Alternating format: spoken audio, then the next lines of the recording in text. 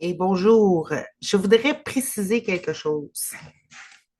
Euh, pourquoi que on est passé du ou au et? Et puis personnellement, moi depuis 2016, je suis passée direct au en. Première chose, c'est parce que le ou, ça séparait deux choses qui s'opposent dans notre esprit. OK? Deux choses qui s'opposent, mais tout en les gardant dans notre esprit, parce qu'on sait que les idées ne quittent pas leur source. Les idées qui demeurent dans l'esprit, on peut les expérimenter à cause du temps et de la distance séparément, mais ils demeurent tous deux dans le même esprit. Ils causaient un conflit, comme on va prendre par exemple les faits éternels comme euh, euh, invulnérabilité et souffrance. Je reprends ça parce que ça parle à tout le monde. Hein, bon. Fait que invulnérabilité, c'est un fait éternel ou éternel, OK? Et vulnérabilité, OK? Souffrance. Ces deux choses-là, quand on faisait des ou, quand on avait un esprit du ou et non pas du et, on les gardait séparés, mais on les gardait pas séparés en dehors pour pas qu'ils étaient au même endroit dans notre esprit et on alternait. Et ça provoquait un conflit parce que on se sentait devoir légitimer les deux en même temps. Légitimer mortel et légitimer éternel. Parce qu'on sentait, on pressentait qu'on était plus que des corps, c'est pour ça qu'on n'arrivait pas à accepter naturellement la mort, la souffrance ou la perte. Puis en même temps, on la légitimait, c'est-à-dire qu'on acceptait que la perte soit réelle et même on l'estimait pour pouvoir gagner quelque chose de bon, qui serait de l'ordre de l'éternel ou de l'amour. Et on pensait que les deux, en les gardant, on gardait la perte pour pouvoir gagner comme un mal pour un bien, pour gagner le bon et que le bon. Mais en faisant un ou, ça faisait une alternance. Et c'est ça, l'ambivalence, c'est ça le fait que les cycles, les cycles même de mort, de tout ce qui se termine, de tout ce qui finalement ne tient pas ici, l'éphémère. C'est ça qui crée l'éphémère. Là, le et était utile parce que le et fait réunir deux inconciliables dans notre esprit. Fait réunir éternel et mortel. OK. Quand on les met dans notre esprit, au début, il y a un soulagement parce que si on avait pris une position, je suis que éternel, et là, je veux nier le mortel, on était toujours en conflit parce qu'on gardait quand même les deux dans notre esprit. Et vice-versa. OK? Fait que ça fait un genre de relâchement et c'était bon. Sauf que c'est astucieux parce qu'en faisant ça et vraiment en regardant au même endroit ce qui est vrai de nous et ce qui n'est pas vrai de nous sans faire un ou, on les réunit, on les met ensemble. Et là, à un moment donné, on se fait prendre au jeu, mais ça m'est arrivé très tôt, où que quand j'ai vu au même endroit éternel et mort, je me suis dit, ça marche pas. Je peux pas concilier les deux. Finalement, le et me permettait de laisser se dissoudre le faux.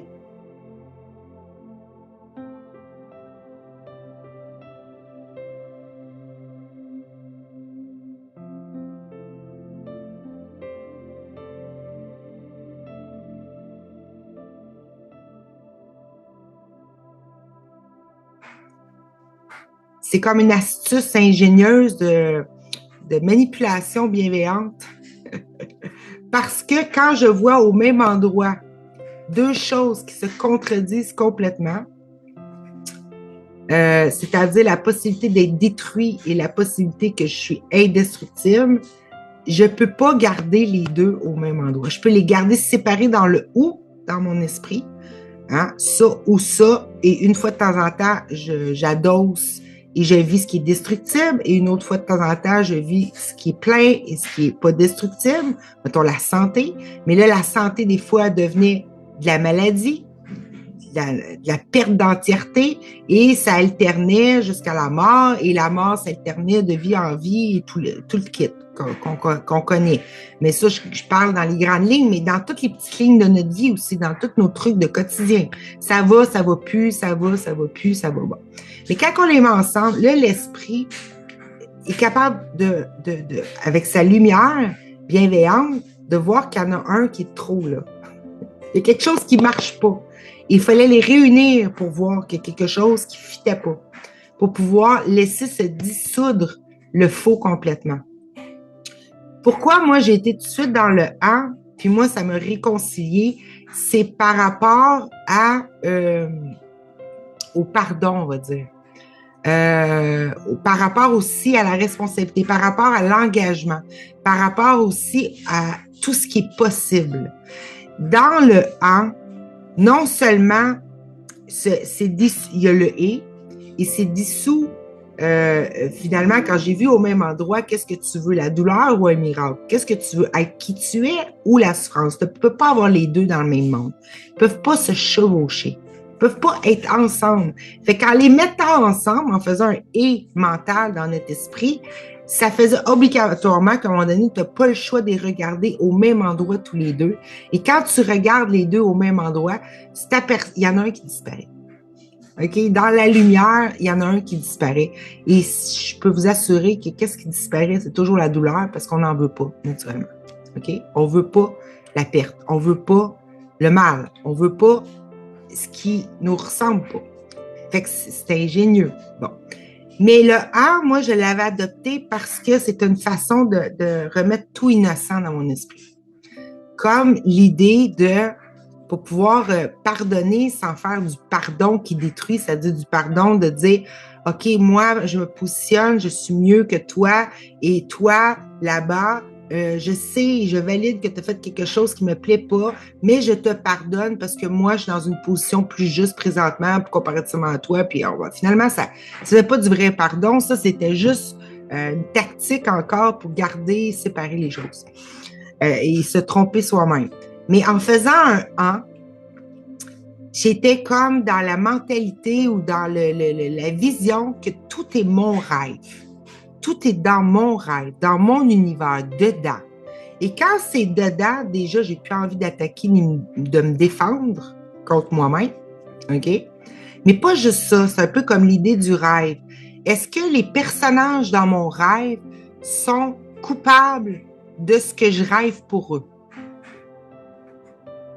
Et est-ce que les personnages peuvent faire plus ou moins que qu'est-ce que je rêve d'eux? Et est-ce que parce que quand je rêve, tout est en moi, OK? Fait que là, le pardon, on va dire, c'est-à-dire le lâcher-prise de la rancœur, qui est absolument essentiel, hein? C'est essentiel pour se ressentir puissant. Parce que dans la rancœur, on établit un coupable. Donc, on se considère soi-même victime. C'est quoi être victime? C'est être impuissant. C'est être non choisissant, OK? Donc, et se garder dans un état de peur. Et c'est quoi la peur? Un état où on ne peut pas ressentir l'être aimant que nous sommes, l'amour. Donc, en faisant un « en », moi, j'ai tout réconcilié, c'est-à-dire c'est devenu facile le pardon quand j'ai rien à pardonner puisque les autres ne savent pas ce qu'ils font. Tu sais, comme Jésus disait là, sur la croix, pardonne-leur, ils ne savent pas ce qu'ils font. Il se disait ça lui-même. Ils ne savent pas, c'est là que le pardon est arrivé. Ils ne savaient pas ce qu'ils faisaient, les autres. Quand ils réalisaient ça, c'était accompli. C'est pour ça la résurrection. Les autres ne peuvent pas, ils ne savent pas ce qu'ils font parce que c'est Jésus qui rêve. C'est Jésus qui rêvait d'autre chose que la perfection divine qui était devant lui. Et quand tu te rends compte que c'est toi qui rêves tout le truc, ben le pardon est automatique parce que tu te dis, ben oui, c'est vrai qu'ils ne savaient pas ce qu'ils faisaient. C'est moi qui rêvais d'eux. C'est moi qui rêvais de Dieu autrement ou de mon être autrement. Je le rêvais avec mes histoires par-dessus, avec mes rêves, avec mes idées, avec mes interprétations, avec l'idée fausse de départ de je pouvais perdre et je pouvais me faire trahir et je pouvais être détruite par l'autre. Autrement dit, je rêvais un rêve avec une idée de menace comme racine. Et de cette idée-là, je me prenais pour qui je n'étais pas, c'est-à-dire destructive, c'est-à-dire victime, impuissant. Le cours nous dit, tu ne vois-tu pas que toute la misère vient de te sentir, de te croire impuissante. Et de cette position-là, je ne peux pas me voir comme étant aimant et je ne peux pas créer du neuf. Je ne pouvais que générer des choses que je finissais toujours par redétruire et rejeter et remettre à l'extérieur de moi dans un ou, parce que je ne voulais pas le voir à l'intérieur, cette idée-là de perte ou cette idée de tromperie de soi-même ou de trahison de soi-même, si on veut. Et là, je la faisais endosser par une extériorité qui, elle, me reflétait avec grand amour, finalement, ma demande. Et quand tu vois que l'autre a toujours, depuis le début, été là, a répondu parfaitement. L'autre, on peut dire c'est l'autre, mais c'est les décors, le corps, tout. L'autre, c'est le monde, c'est le tissu du rêve, c'est le tissu de ce qui se joue, ce qui s'expérimente, l'autre. Mais l'autre aussi. Mais tout était là depuis le début par amour pour simplement répondre à j'ai peur d'une menace, j'ai envisagé que les choses pouvaient être autrement, c'est-à-dire qu'ils pouvaient être moins que ce que c'était, c'est-à-dire que je pouvais perdre quelque chose, j'ai cru à la menace et j'ai pas du tout aimé, je me suis pas aimée avoir eu cette idée-là dans ma grande liberté infinie offerte par l'existence ou Dieu. Mais moi, je me suis jugée d'avoir eu cette idée-là et j'ai créé un monde où c'est que la menace était possible. Et comme je voulais pas l'avoir en moi, que je me sentais coupable d'avoir eu cette idée-là et coupée de l'amour infini que j'étais et de Dieu, ben j'ai créé des personnages pour endosser et prendre la responsabilité de ce que je voulais préserver. Moi, je voulais me voir innocente. Mais en faisant ça, je me suis coupée moi-même et j'ai fait le ou. Et le ou rendait possible de jamais, jamais résoudre la menace. C'est-à-dire l'idée de la perte. Ça ne rendait pas disponible à l'esprit pour qu'ils soient mis ensemble et vus comme caducs pour recevoir la réponse. Finalement, ma chérie, il n'y en a pas de menace.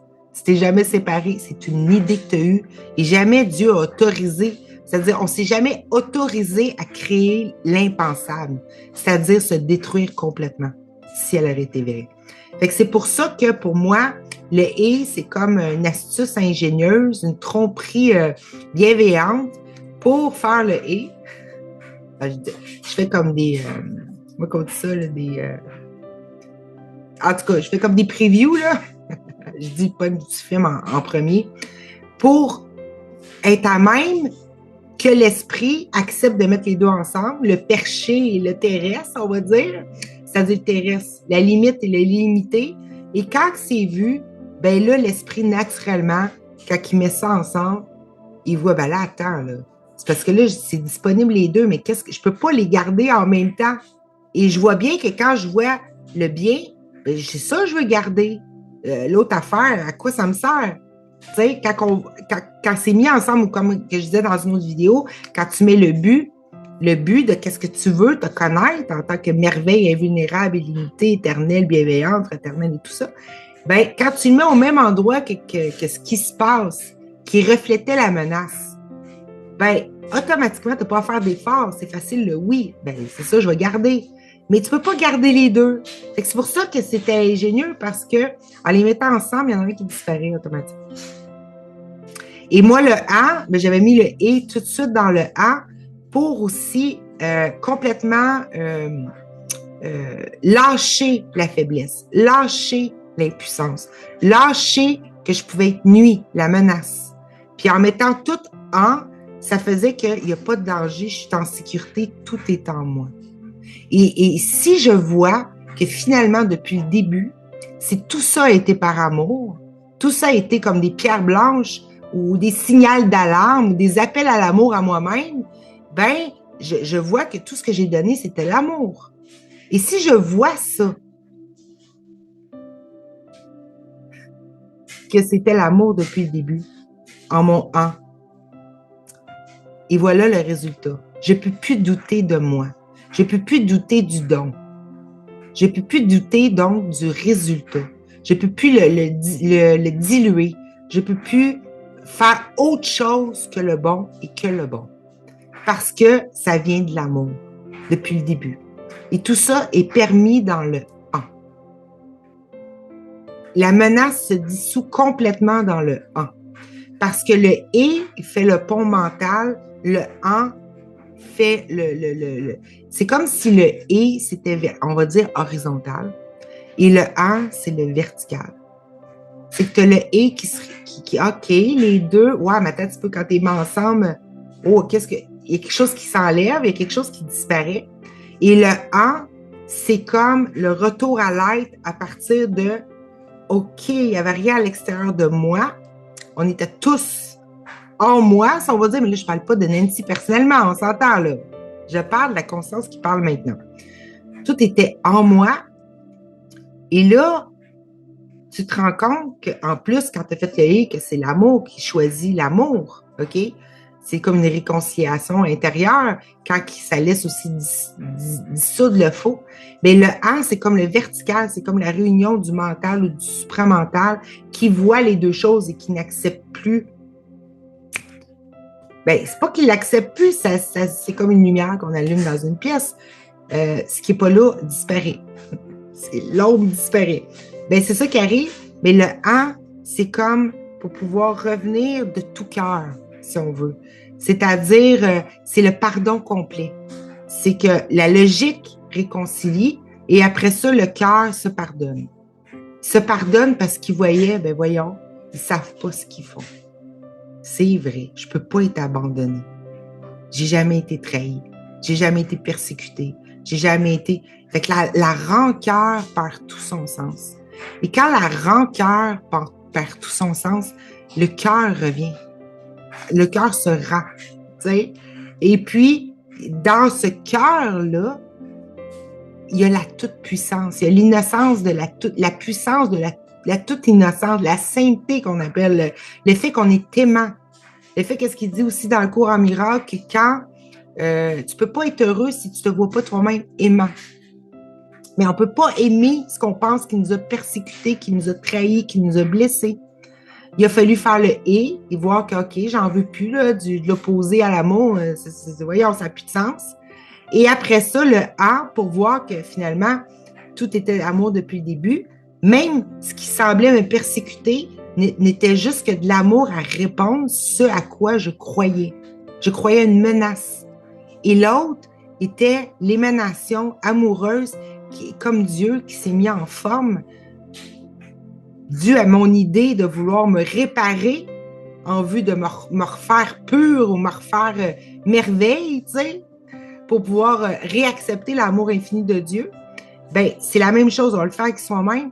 Et là, tu vois que tous ceux qui étaient là, tous ceux qui t'ont mis sur la croix, c'est drôle, je m'appelle la croix, tu sais. Tout ce qui ça, finalement, c'est pas que c'est des gestes d'amour en tant que tel. Ce qui est l'amour derrière, c'est qu'ils n'ont pas fait plus ou moins que qu'est-ce que tu as demandé. Tout simplement. Et c'est l'amour qui fait ça. C'est l'amour qui rend libre. Tu crois fort, fort à l'idée de menace. Voici que l'idée de menace, ben, c'est l'esprit qui donne à l'esprit tout ce que l'esprit demande. C'est ça l'amour. Et voilà. Et quand tu vois ça, tu te revois toi-même aussi aimant automatiquement. Tout est en toi, tout est en sécurité. Et de là est possible la force, la vraie force qui est l'espèce de lumière, l'information qui recircule entre l'être et l'avoir et qui montre les miracles, qui montre que c'est vrai, il n'y a jamais eu une menace. Et là, ben, si tu regardes, mettons, le symbolisme ou l'histoire de Jésus, c'est que quand il a réalisé, le pardon a vraiment été accompli, quand c'est comme le dernier des miracles dans son esprit, où qu'il réalise, ben, pardonnant, ils ne savent pas ce qu'ils font. C'est pas dans le sens, oh mon Dieu, qu'ils sont idiots. Ils ne savent pas ce qu'ils sont innocents. C'est moi qui les rêve. Depuis le début. Ah.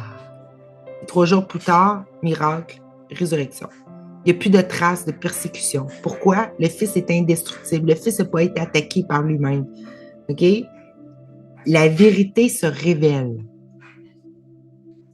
C'est ça les miracles. la vérité qui était là depuis le début se révèle. Voilà. Fait que on m'a demandé dernièrement d'expliquer c'était quoi mon histoire avec le A, avec le et, le ou, que j'avais réalisé Natal, je m'en souvenais plus. Et là, ça vient de ressurgir, je ne sais pas pourquoi. Mais voilà. Alors, je le lis, je fais une vidéo, une petite vidéo là-dessus. Petite, je ne sais pas combien de temps, mais en tout cas, une vidéo là-dessus et je vais sûrement la poster. Et voilà, fait que sur ça, c'était mon explication du ou et en. Et j'aime bien que Sri Aurobindo, que j'ai appris de mon ami Bruno, aurait dit il y a 70 ans peut-être, peut-être un petit peu moins, mais en tout cas autour de 70 ans, qu'on passait de l'extase à l'entasse. Oui, c'est l'entasse. C'est ça, l'extase à l'entasse. Il avait déjà commencé à parler de l'an. Hein? Donc, c'est la suite. C'est le déroulé de la suite. Voilà. On est tous ça. On est la continuité de tout ce qui était permis par eux, Mère et Sri Aurobindo. On est ça. Et ça se continue et ça se déroule et la fin est déjà vue. La fin, elle est déjà vue. Fait qu'on n'a plus besoin de se remémorer encore et encore et encore la même histoire. On peut glisser tout de suite. On peut laisser surgir la vérité maintenant. Tout a été résolu, tout a été vu, tout a été embrassé. Vraiment ce qu'il y avait à embrasser, pas la douleur, qui on était et qu'est-ce qui était là devant nous. Et c'était en nous. C'est précieux, ça nous appartient. Fait que tout ce qui est dans le rêve nous appartient. Il n'y a plus de question de légitime, pas légitime. On est le proprio du magasin. Totalement. Et chacun se voir comme ça. Et quand moi, je me permets de voir ça, c'est la même chose pour toi. C'est la même réalisation pour toi. C'est pareil partout quand on fait appel au vrai. Ça le fait pour la totalité. Clin d'œil, décembre 2016. Quand une idée se retourne, maintenant, c'est vu, c'est connu, c'est su que c'est pour la totalité. Voilà. Fait que je nous embrasse et à tout bientôt. Et j'aime bien dire ça maintenant. Joyeux déclic! Bye bye!